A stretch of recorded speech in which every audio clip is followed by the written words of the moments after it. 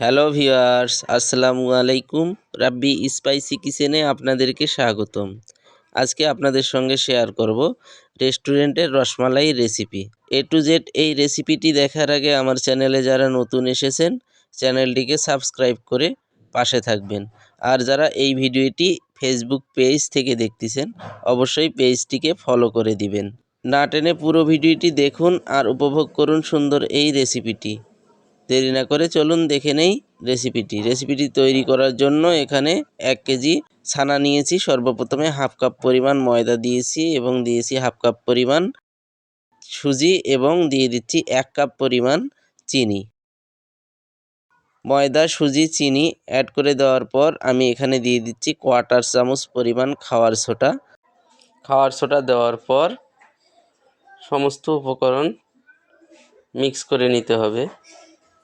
দেখুন ছানাটাকে ভালোভাবে মিক্স করে নিতে হবে। পারফেক্ট মিষ্টি তৈরি করার জন্য ছানাটাকে ভালোভাবে ফেটিয়ে নিতে হবে। দেখুন দু হাত দিয়ে ভালোভাবে ডলে ডলে ফেটিয়ে নিচ্ছি।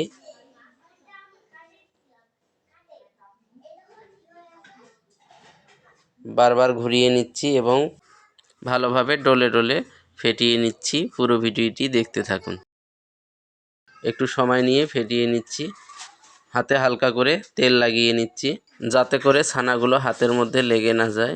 দেখুন ফেটিয়ে নেওয়া শেষ। এটাকে সাইড করে রেখে টেবিলটার মধ্যে আমি সামান্য পরিমাণ তেল লাগিয়ে নিচ্ছি। এর মধ্যে এখন গোটগুলো করে নিব। ছোট ছোট গোট করে নিচ্ছি। দেখুন ছোট ছোট করে গোটগুলো করে নিচ্ছি। এই গোটগুলোকে এখন হাতের মধ্যে ঘুরিয়ে ঘুরিয়ে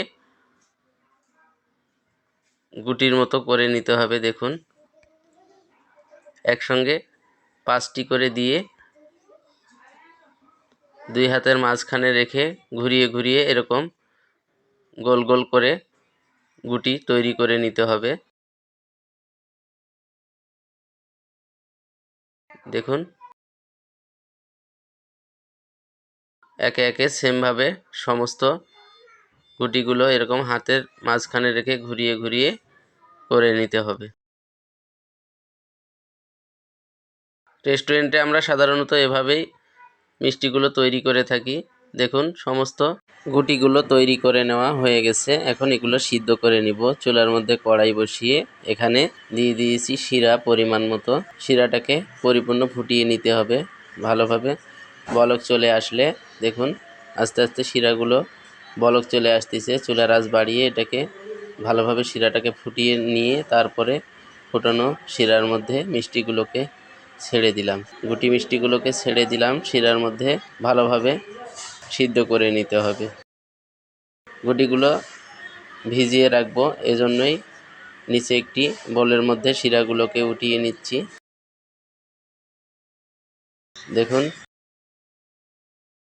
যেহেতু এই গুটি মিষ্টিগুলো ছোট হয়, এগুলো সিদ্ধ হতে বেশি সময় লাগবে না, 5 থেকে 7 মিনিটের মধ্যে সিদ্ধ হয়ে যাবে।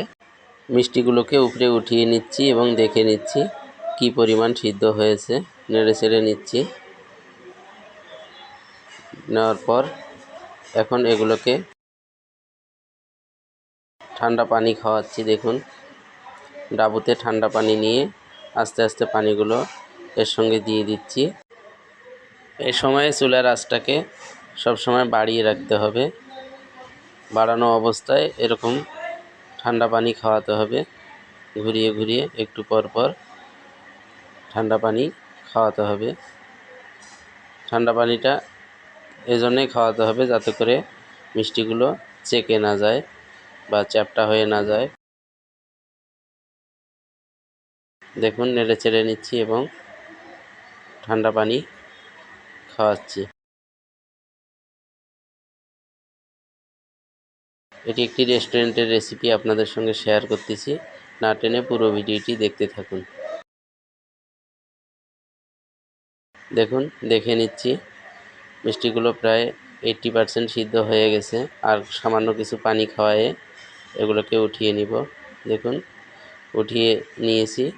নিচে রাখা শিরাটি ঘন মনে হয়েছে, এজন্যই সামান্য পানি এখানে অ্যাড করে তরল করে নিয়ে নিলাম শিরাটি। মিষ্টিটি আমার সিদ্ধ হয়ে গেছে। এখন শিরার মধ্যে ভিজিয়ে রাখবো। দেখুন শিরার মধ্যে ঢেলে দিচ্ছি। এই শিরার মধ্যে ভেজানো অবস্থায় 2 থেকে 3 ঘন্টা রাখার পর তৈরি হয়ে যাবে এই গুটি মিষ্টিগুলো।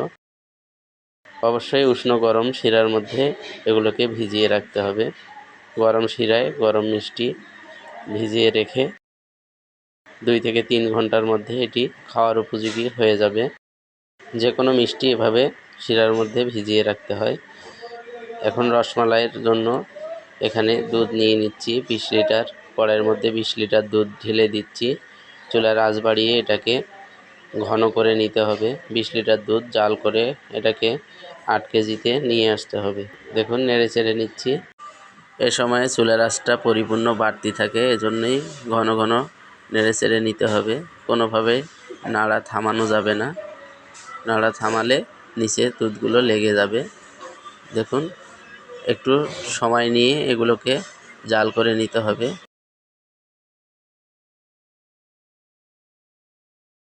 সবসময় লাড়ার উপরে থাকতে হবে। দুধটি যখন ঘন হয়ে আসবে তখন এগুলোকে নামিয়ে নিয়েছি। দেখুন দুধটি ঘন হয়ে এসেছে। 20 লিটার দুধ জাল করার পর এটা 8 কেজিতে চলে এসেছে। আমি দুধগুলোকে নিচে নামিয়ে নিয়েছি।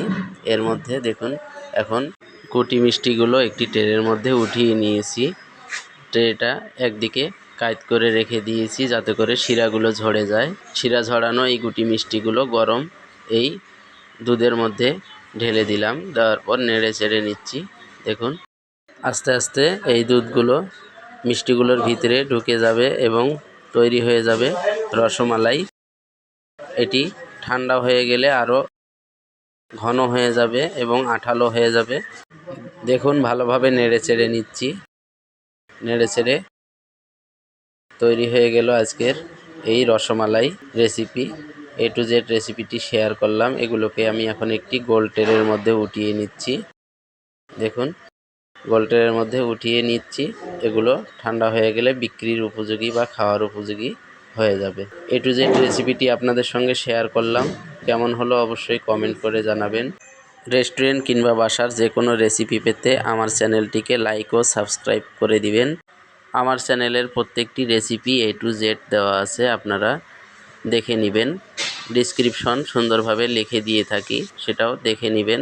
এতক্ষণ ভিডিওটি দেখার জন্য আপনাদেরকে অসংখ্য ধন্যবাদ। ভালো থাকবেন, সুস্থ থাকবেন। আবারও দেখা হবে নতুন কোনো এক রেসিপি নিয়ে। আসসালামু আলাইকুম ওয়া রাহমাতুল্লাহি ওয়া বারাকাতুহু।